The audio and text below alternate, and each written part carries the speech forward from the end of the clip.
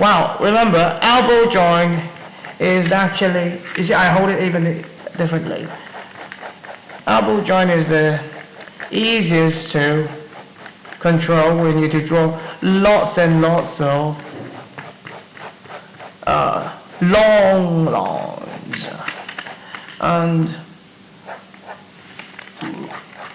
And wrist is easy for you to do curvy lines or medium distance, medium distance. And then you have the finger joints. Oh, this smallest scale. Oh, I've done it already in class. Yes, you are right. You've done it in class already. But it's not the best. It's your first time doing it. So please do it again. Please do it again. Make sure you use a ruler. Don't be like me. Yeah, make sure you use a ruler. So the glass is that you have one square at the front. Usually you won't see the second square, which is smaller. But if it's glass, you'll be able to see it. And if you don't know where that square is, you just have this dot here going to the vanishing point, and the line will define the second square for you. And then how do you make it glassy? Well, remember the simplest way is to draw this, and you can't press it too hard. You press it too hard, it's not good. Just relax a little bit here when you draw these lines. The reflection on the glass, and we have the reflection on this side as well, and then we have more reflection, but we do have a strategy that we are to determine which side of the glass cube is actually shiniest, brightest, which side is medium, which side is darkest, and that's going to be with the higher density of lines. So maybe the top one I'll do it with the highest density of lines. You see, I'm changing to finger movement now because it's a smaller area, it's a shorter line. And then sometimes I use the wrist because it's medium. And this is for the one side of it. I've determined the top one is the darkest. And then this will be the medium one here.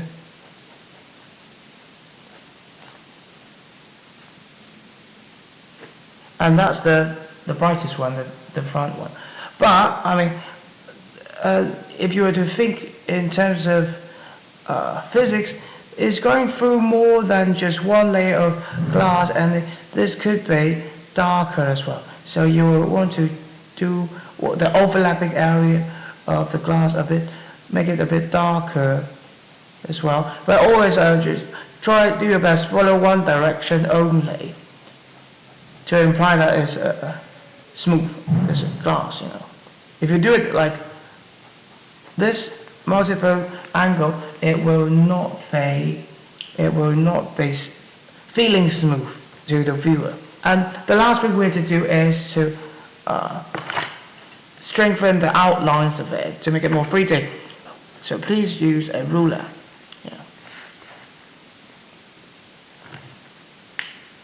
But when you do the texture, you don't always have to use the ruler.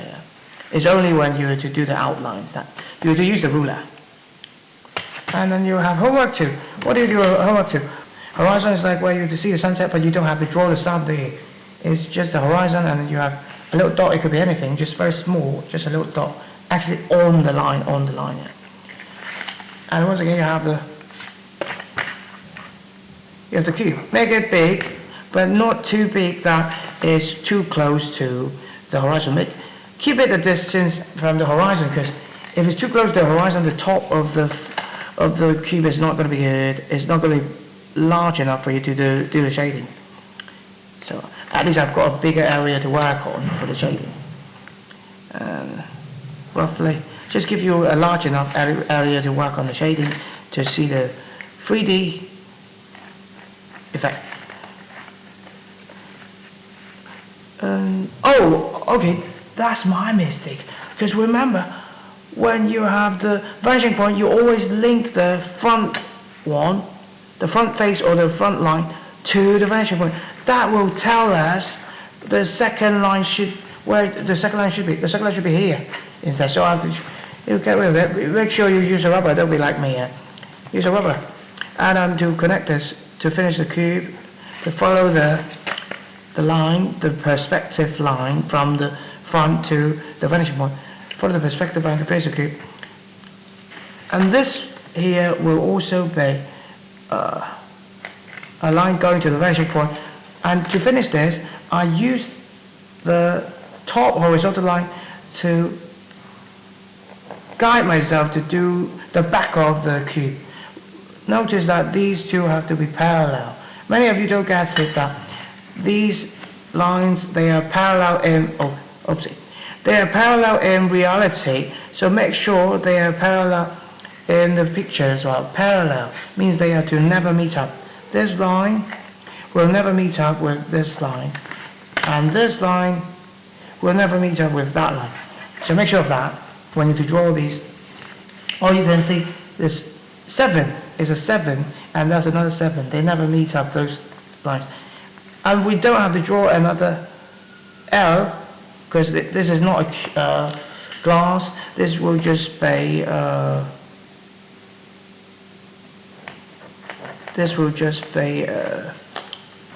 do you know what, the most basic kind of three tones.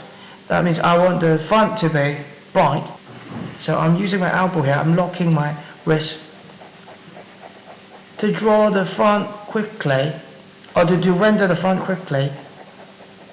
I'm done, you see, it's just lightly all the straight lines to the front. And then this side here, should I do it with wrist? I could, but I just feel like I want to do it very straight, so I'll use the elbow again. It's medium, you know, medium.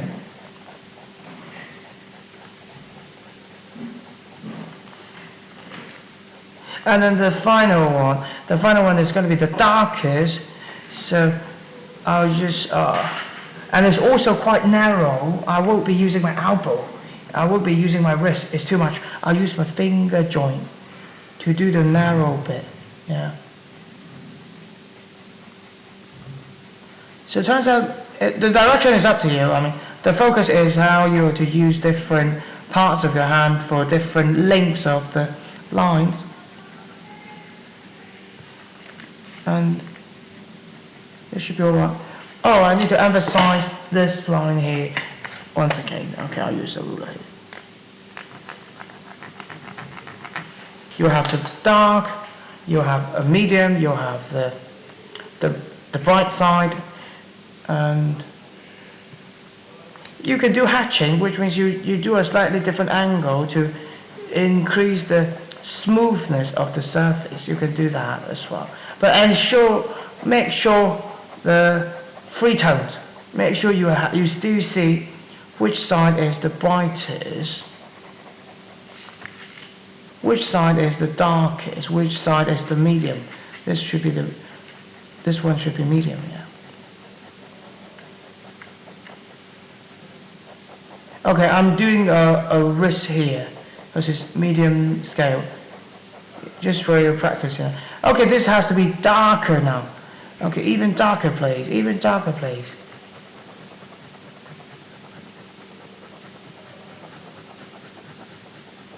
Done.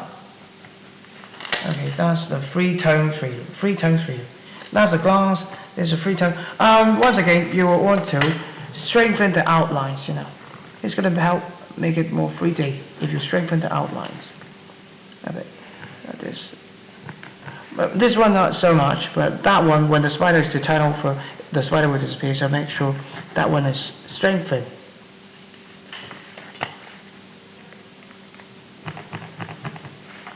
And then the last one is going to be interesting. Instant noodles. So once again, you have the horizon, you have the vanishing point, you have the horizon, you know, the sun. I don't draw the sun. You don't have to draw the sun. It's just the horizon, you know. Remember, it's the horizon. Make sure the cube is big, but not too big that you are too close. Don't be too close to the horizon. So I can have a proper area to do the top of the cube here. And they are going to meet up, the front face of the cube will meet up at the horizon. So this is going to be the guideline, the perspective lines to guide me to finish the 3D shape of the cube. And I'll stop here, so give me a good area to work on. So this line and this line, they are parallel in reality. Make sure they are parallel in the picture as well, because they don't have perspective. They don't have perspective line. They don't have vanishing point up there.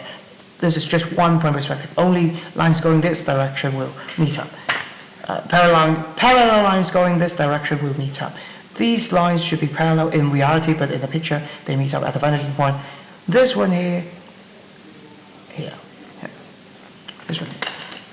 They do not meet up in the real world as well. These are parallel lines.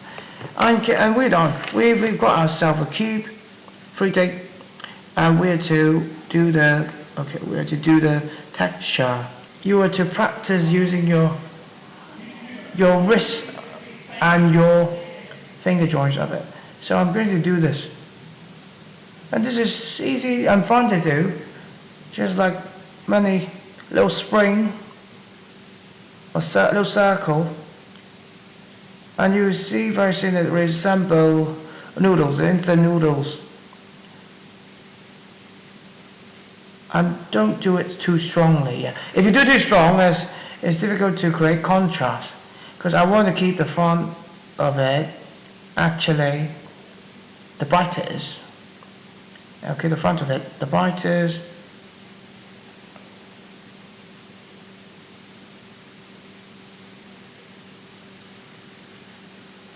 And then I want to do the side a bit darker, but not too dark. So this is just a little bit darker, not too dark.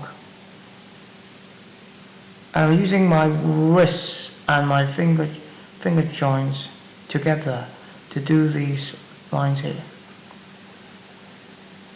It's quick, actually. If I'm not talking, I could finish this quickly. I'll focus on the edge of it, because if it's instant noodle, you don't have straight lines, do you? So cover the lines here a little bit. Make sure it's not straight. It's not exactly straight, but it should be straight first. Then you decorate the straight lines to make them a bit more like instant noodles. And finally, we have the top one, which should be the darkest if we want to. So I'll use even more finger joints now because it's so small there. This area. So this line, this side should be the darkest. And yeah, we done. Instant noodles, a large block of instant noodles. So if you want to, you can do more. You can experiment, it's up to you, but at least you've got the glass, you've got the free tone, and then you've got the instant noodle. But if you want to, you can try out different texture. Let's say, okay, I'm just do it again. Vanishing point, horizon, about like this. And I'm to use mostly finger joints for the movement of my hand, how I control the pencil. And this will be grass, mostly finger joints, The trick here is that you have to use your eyes to judge if it's too dark or if it's too dense. It can be a bit off for the straight lines, because grass is a bit random. But overall it should be a straight line. And the outline can be a bit darker than other parts of it. This time I just feel like I want to make this side, the right hand side, the darkest side, just add more.